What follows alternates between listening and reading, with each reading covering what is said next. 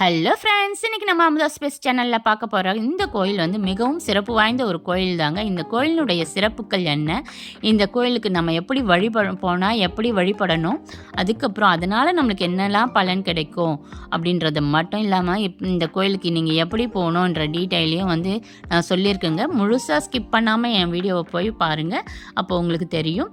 இப்போ நாம் போயிட்டு இருக்கிற இடம் எது அப்படின்னு பார்த்தீங்கன்னு சொன்னாக்கா, கரூரில் இருக்கிற பசுபதீஸ்வரர் கோயில் தாங்க. மிக பிரம்மாண்டமாக காட்சியளிக்கிற இந்த கோயில் உள்ளதான் நாம் இப்போ போக போகிறோம். வாங்க போகலாம்.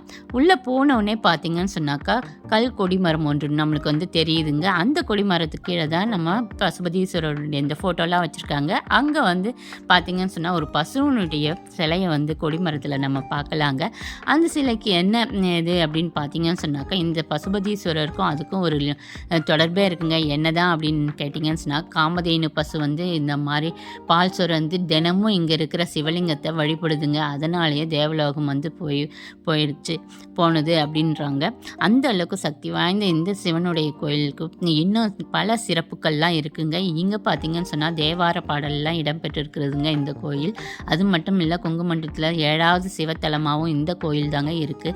அதோடு மட்டும் இல்லைங்க, இன்னும் நிறையவே புகழ் கொண்ட இந்த கோயிலை முழுமையாக பார்த்துக்கிட்டே வாங்க, சொல்லிகிட்டே இருக்கிறேன் நான். இந்த கோயிலில் இன்னொரு விசேஷம் என்ன அப்படின்னு பார்த்தீங்கன்னு சொன்னாக்கா, கரூராருடைய ஜீவசமாதி இருக்குங்க. அவருடைய கோயில் தனியாக வந்து இருக்குது. அதுக்கு முன்னே நாம் இப்போ பார்க்குறது என்ன அப்படின்னு பார்த்தீங்கன்னு சொன்னாக்கா, மூலவரை போய் வணங்கிட்டு சுற்றி வரும்போது இந்த நாயன்மார்கள் அப்புறம் வந்து பார்த்தீங்கன்னு சொன்னாக்கா எல்லா சமயம் வணங்கிட்டு பக்கத்துலேயே இருக்கிற அம்பாள் சன்னதிங்க. அம்பாள் 2 அம்பாள் சன்னதி இருக்குது. ஒன்று அலங்காரவள்ளி, இன்னொன்று பார்த்தீங்கன்னு சொன்னாக்கா சௌந்தரநாயகி சன்னதிங்க. இந்த 2 அம்பாளையும் நம்ம வணங்கிட்டு வெளியே வந்தோம் அப்படின்னு சொன்னாக்கா, நம்ம வெளி சுற்றாலத்தில் தான் நாம் கரூராருடைய சன்னதியை பார்க்க முடியுங்க. எப்போவுமே சித்தர் இருக்கிற கோயிலுக்கு ஒரு தனி மகிமை உண்டுங்க. ஏன் அப்படின்னு சொல்கிறேன்னு பார்த்தீங்கன்னு சொன்னாக்கா, நம்ம சித்தரையும் வணங்கும்போது நம்ம பயமில்லாத ஒரு மரணத்தை எதிர்கொள்ளலாம் அப்படின்றதும், இன்னொன்று பார்த்தீங்க அப்படின்னு சொன்னாக்கா, அவருடைய மூலயமா நம்ம இறைவனை வணங்கும்போது எப்போவுமே நம்மளுடைய வேண்டுதல்லாம் வந்து ஈஸியாக நிறைவேறும் அப்படின்றது தான் ஐதீகங்க.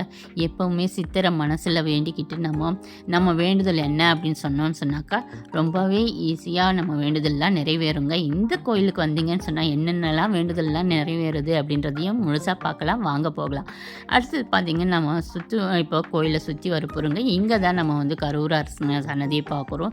சின்னதாக ஒரு சன்னதி இருக்குங்க. இந்த சன்னதிக்குங்க இருந்து இங்கே வந்து அமைதியாக தியானம் பண்ணி கரூராரை வேண்டிக்கலாங்க. அதுக்கப்புறம் பார்த்தீங்கன்னு சொன்னாக்கா, இந்த கரூரார் இங்கேயே பிறந்து மக்களுக்கு வந்து நிறைய வேண்டுதல்களை எல்லாம் நிறைவேற்றி கொடுத்து அவங்க துன்பங்கள்லாம் வந்து போக்கியிருக்கிறாருங்க. இங்கேயே ஜீவ சமாதியும் அடைஞ்சிருக்கிறாரு. இந்த சித்தர் பார்த்தீங்கன்னு சொன்னாக்கா பழனிமலை போகனுடைய சிஷ்யன் அப்படின்றதும் நம்மளுக்கு தெரிய வருதுங்க. அது மட்டும் இல்லைங்க, இந்த கோயிலில் இன்னொரு சிறப்பு மிக ஒரு நிகழ்ச்சி இருக்குங்க. இந்த கொடிமரத்தில் பார்த்தீங்கன்னு சொன்னாக்கா அதாவது புகழ்ச்சோழர் அப்படின்றவர் வந்து ஒரு கையை வச்சுட்டு இருப்பாருங்க. அவருடைய பேரில் தான் இந்த மண்டபம் வந்து 100 கால் மண்டபம் இருக்குது. அது மட்டும் இல்லை, இந்த உள்ளே போனீங்கன்னு சொன்னால் இந்த நந்திக்கு பக்கத்துலேயே இருக்கிற தூண்களில் வந்து புகழ்ச்சோழரனுடைய கையில் தலையை ஏந்திக்கிட்ட மாதிரி ஒரு சிலை இருக்குங்க. அதை நீங்கள் கண்டிப்பாக மிஸ் பண்ணாமல் பார்த்துட்டு வாங்க. ஏன்னா இந்த கோயிலினுடைய சிறப்புக்கு அவரும் ஒரு காரணங்க. இந்த கோயிலில் வந்து தினமும் வேண்டிட்டு போகிறவர் தான் அந்த அரசர். இங்கேயே வந்து கரூரை ஆண்டிக்கிட்டு இருந்தார். அப்போ வந்து பார்த்திங்கன்னு சொன்னால் ஒரு போரில் வந்து நிறைய தலைகளை வென்று எடுத்துகிட்டு வந்து காட்டுறாங்க போர் வீரர்கள்லாம். அப்போது அவர் வந்து